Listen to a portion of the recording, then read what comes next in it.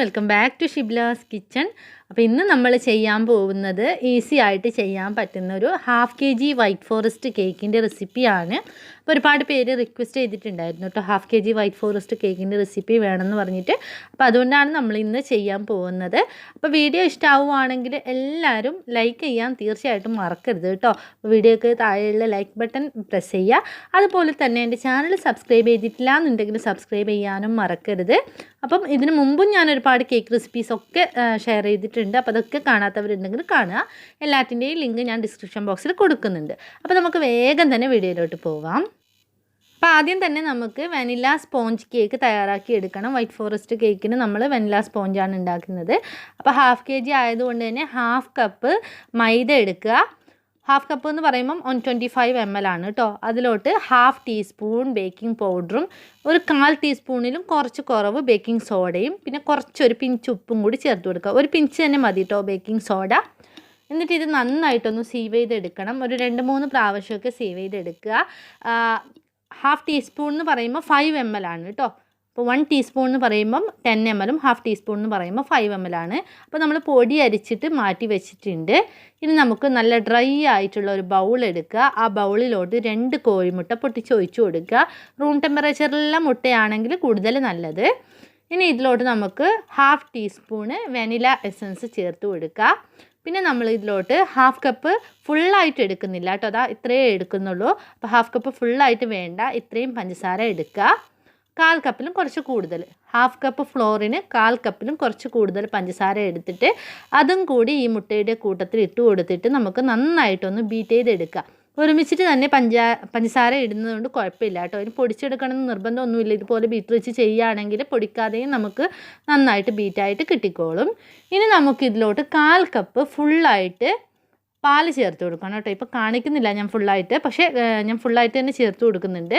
അപ്പോൾ 1/4 കപ്പ് ഫുള്ളായിട്ട് പാല് ചേർത്ത് കൊടുക്കുക. പിന്നെ നമുക്ക് 1/4 കപ്പിലും കുറച്ച് കുറവ് ഒരു 2 ടേബിൾ സ്പൂണ് സൺഫ്ലവർ ഓയിലും കൂടെ ചേർത്ത് കൊടുത്തിട്ട് ഒന്ന് ജസ്റ്റ് ഒരു 20 സെക്കൻഡ് ബീറ്റ് ചെയ്തെടുത്തതിന് ശേഷം നമുക്ക് നമ്മൾ നേരത്തെ അരച്ച് വെച്ചിട്ടുള്ള പൊടികൾ കുറേശ്ശെ ആയിട്ട് ഇട്ട് കൊടുത്തിട്ട് ലോ സ്പീഡിൽ ബീറ്റ് ചെയ്തെടുക്കാം. അപ്പോൾ നമ്മുടെ ബാറ്റർ റെഡി ആയിട്ടുണ്ട്. ഇനി നമ്മൾ കേക്ക് ടീനിലോട്ട് ഒഴിച്ചു കൊടുക്കുക. കേക്ക് ടീന് റെഡിയാക്കുന്ന വീഡിയോ ഒക്കെ ഞാൻ ഇതിന് മുമ്പിട്ട കേക്ക് റെസിപ്പീസിലൊക്കെ ഡീറ്റെയിൽഡ് ആയിട്ട് പറഞ്ഞിട്ടുണ്ട്. വീണ്ടും കാണിച്ചിട്ട് ബോറടിപ്പിക്കുന്നില്ല. ഇപ്പം നമ്മളിത് ബേക്ക് ചെയ്തെടുക്കുന്നുണ്ട്. ബേക്ക് ചെയ്തെടുക്കുന്നത് ഓവനിലാണ്. 180 ഡിഗ്രിയിൽ പ്രീ ഹീറ്റ് ചെയ്ത ഓവനിൽ ഒരു 20 to 25 മിനിറ്റ്സ് ഒന്ന് വെച്ചിട്ട് ബേക്ക് ചെയ്തെടുത്താൽ മതി. ഓവൻ ഇല്ലാതെ ബേക്ക് ചെയ്യുന്ന വീഡിയോ ഞാൻ ഇതിന് മുമ്പ് തന്നെ അപ്ലോഡ് ചെയ്തിട്ടുണ്ട്. അപ്പോൾ അത് കാണാത്തവരുണ്ടെങ്കിൽ ആവശ്യമുണ്ടെങ്കിൽ കാണുക. അപ്പോൾ നമ്മുടെ കേക്ക് റെഡി ആയിട്ടുണ്ട്. ഒന്ന് തണുത്തതിന് ശേഷം ഞാൻ ഡിമോൾഡ് ചെയ്ത് എടുത്തിട്ടുണ്ട്. നല്ല സോഫ്റ്റ് ആയിട്ടുള്ള സ്പോഞ്ച് ഇവിടെ റെഡി ആയിട്ടുണ്ട്. അപ്പോൾ ഞാനിത് ഒരു 7 ഇഞ്ചിൻ്റെ പാനിലാണ് കേട്ടോ ചെയ്തിട്ടുള്ളത്. അതുകൊണ്ടാണ് ഇത്രയും തിന്നായിട്ട് വന്നിട്ടുള്ളത്. അപ്പോൾ കുറച്ചൊന്ന് വീതിക്ക് വേണമെന്ന് കസ്റ്റമർ പറഞ്ഞതുകൊണ്ടാണ്. അപ്പോൾ ഈ ഒരു കേക്ക് ഞാൻ 2 ലെയറായിട്ടാണ് കട്ട് ചെയ്തെടുക്കുന്നത്. നിങ്ങൾക്ക് 3 ലെയറായിട്ട് കട്ട് ചെയ്യണമെന്നുണ്ടെങ്കിൽ നിങ്ങൾ 6 ഇഞ്ചിൻ്റെ പാനിൽ ചെയ്യുക കേട്ടോ. 6 ഇഞ്ചിൻ്റെ പാനിൽ ചെയ്യുകയാണെങ്കിൽ കറക്റ്റായിട്ട് നമുക്ക് 3 ലെയേഴ്സായിട്ട് കട്ട് ചെയ്യാൻ പറ്റും. ഇനി നമുക്ക് ക്രീം ഒന്ന് ബീറ്റ് ചെയ്തെടുക്കണം. അതിന് വേണ്ടിയിട്ട് ഞാനിവിടെ 1/2 കപ്പ് വിപ്പിംഗ് ക്രീം എടുക്കുന്നുണ്ട്. ഞാനിപ്പോൾ സൺ വിപ്പാണ് കേട്ടോ യൂസ് ചെയ്യുന്നത്. റിച്ചിൻ്റെ സൺ വിപ്പാണ് ഈ ഒരു കേക്കിന് വേണ്ടിയിട്ട് എടുത്തിട്ടുള്ളത്. ഇത് നല്ലൊരു ക്രീം തന്നെയാണ് കേട്ടോ. നന്നായിട്ട് ബീറ്റായിട്ട് സ്റ്റിഫായിട്ടൊക്കെ വരുന്നുണ്ട്. ഫിയോണയും നല്ലതാണ്, ഇതും നല്ലതാണ്. ഇത് നിങ്ങൾക്ക് അവൈലബിൾ ആയിട്ടുണ്ടെങ്കിൽ ഇത് മേടിക്കുന്നതുകൊണ്ട് കുഴപ്പമൊന്നുമില്ല. അത്യാവശ്യം നല്ല ക്രീം തന്നെയാണ്. ഇപ്പോൾ ഇത് ഞാൻ ബീറ്റ് ചെയ്ത് എടുത്തിട്ടുണ്ട്. ബീറ്റ് ചെയ്തിട്ട് നല്ല സ്റ്റിഫ് പീക്സ് ആക്കി എടുത്തിട്ടുണ്ട്. ക്രീം ബീറ്റ് ചെയ്യുന്നതിൻ്റെ ഡീറ്റെയിൽഡ് വീഡിയോ ഞാൻ ഇട്ടിട്ടുണ്ട് കേട്ടോ. ആർക്കും ഫ്ലോപ്പ് ആവാതെ തന്നെ ബീറ്റ് ചെയ്യാൻ പറ്റുന്ന വീഡിയോ ഞാൻ ഇട്ടിട്ടുണ്ട്. അപ്പോൾ അത് കാണാത്തവരുണ്ടെങ്കിൽ ആവശ്യമുണ്ടെങ്കിൽ കാണുക. ഇനി നമുക്കൊരു കേക്കിൻ്റെ ബോർഡിലോട്ട് ക്രീം ജസ്റ്റ് അതുപോലെ ഒന്ന് ആക്കി കൊടുത്തതിന് ശേഷം ഒന്ന് സ്പ്രെഡ് ചെയ്യുക. സ്പ്രെഡ് ചെയ്തിട്ട് നമ്മുടെ ഫസ്റ്റ് ലെയർ കേക്ക് വെച്ച് കൊടുക്കുക. ഫസ്റ്റ് ലെയർ കേക്ക് വെച്ച് കൊടുത്തതിന് ശേഷം നമ്മളിത് ഷുഗർ സിറപ്പ് വെച്ചിട്ട് നന്നായിട്ട് വെറ്റ് ചെയ്യുക. ഇതിപ്പോൾ ഷുഗർ സിറപ്പും പിന്നെ ചെറി സിറപ്പും കൂടി ഞാൻ മിക്സ് ചെയ്ത് എടുത്തിട്ടുള്ളതാണ് കേട്ടോ. അപ്പോൾ ഷുഗർ സിറപ്പ് വേറെ തന്നെ തിളപ്പിച്ചെടുത്തതും അതുപോലെ തന്നെ ചെറി സിറപ്പ് വേറെ തന്നെ റെഡിയാക്കി എടുത്തതിലും രണ്ടും കൂടി ഒരുമിച്ചിട്ട് മിക്സ് ചെയ്തെടുത്തിട്ട് ലൂസാക്കി എടുത്തതാണ്. അപ്പോൾ ചെറി സിറപ്പ് പെർഫെക്റ്റ് ആയിട്ട് ഉണ്ടാക്കുന്ന വീഡിയോ ഞാൻ ഇട്ടിട്ടുണ്ട്. കാണാത്തവരുണ്ടെങ്കിൽ വേണമെങ്കിൽ കാണുക കേട്ടോ. എല്ലാം വീഡിയോവും ഞാൻ അത്യാവശ്യം ബേക്കിങ്ങിന് വേണ്ടുന്ന വീഡിയോസൊക്കെ ഇതിന് മുമ്പ് തന്നെ ഇട്ടിട്ടുണ്ട്. അപ്പോൾ എല്ലാത്തിൻ്റെയും ലിങ്ക് ഞാൻ ഡിസ്ക്രിപ്ഷൻ ബോക്സിൽ കൊടുക്കുന്നുണ്ടെന്ന് ഓൾറെഡി പറഞ്ഞിട്ടുണ്ട്.